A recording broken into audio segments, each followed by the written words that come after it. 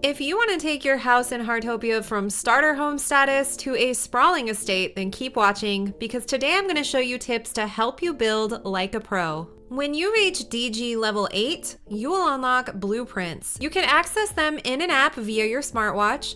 Blueprints are an incredible tool that let you upload your current home, build in a separate plot, and even save multiple different builds that you can switch between at will. I recommend saving your existing home before beginning any major renovations. You can build in the blueprint mode, which will give you access to an unlimited amount of furniture and decor. Blueprints are also great for building out concepts before they are imported and placed onto your lot. So be sure and save a copy of your base home before anything else. Level 8 is also where players unlock the ability to co-build. That's right, in Heartopia, you can invite another player and build in tandem, doing everything from decorating to structural builds as a duo.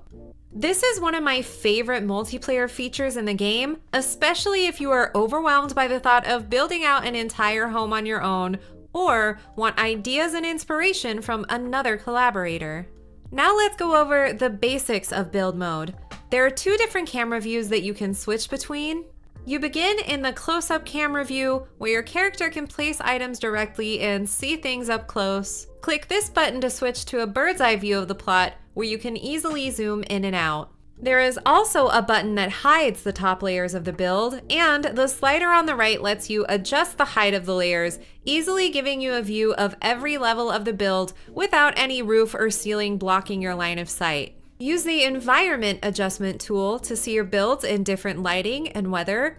This is super handy if you're building at night and need more visibility. Certain building elements like windows will also change color depending on the lighting, so keep that in mind and adjust the settings before finalizing your design. When you first start out, it can be pricey and time-consuming trying to get enough furniture to fill out an entire home, but luckily, you can use build tools to create custom furniture. Use painted floor panels and stack them parallel against a wall to create custom shelving, like I did in this bathroom build. You can then take two columns and shrink them down to the lowest height to make table legs. Cover with 3 floor panels that look like marble or wood for an extra long dining table. You can even use shorter columns indoors as pedestals to display your decorations on. I also came across this beautiful kitchen island that was created entirely out of half wall and floor panels.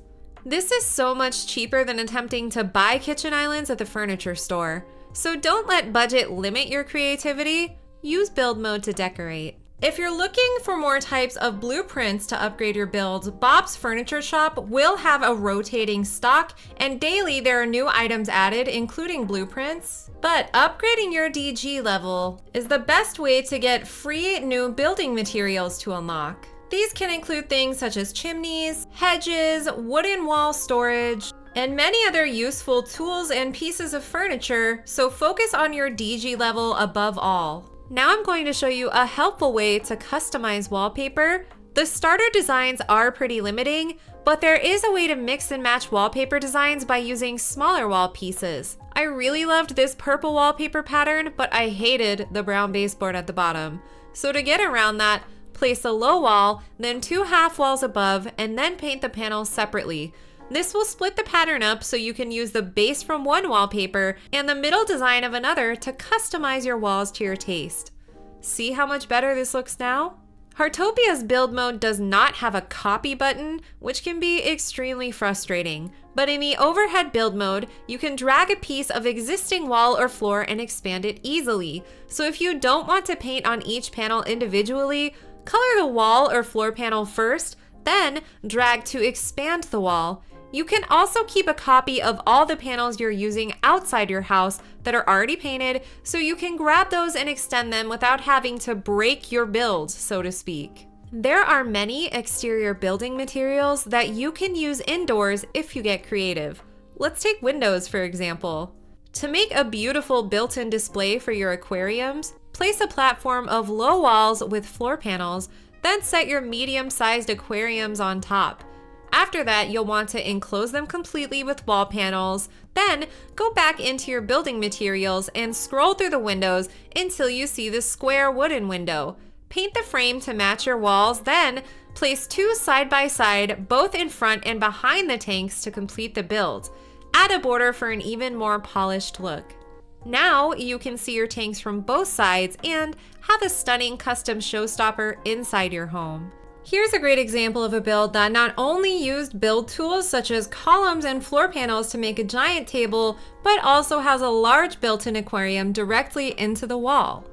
And lastly, don't be afraid to take creative risks in building mode in Heartopia, because you can come up with some truly special builds like this person who decided to remove the floor after they built the base of their house to make it appear as if it's floating on water.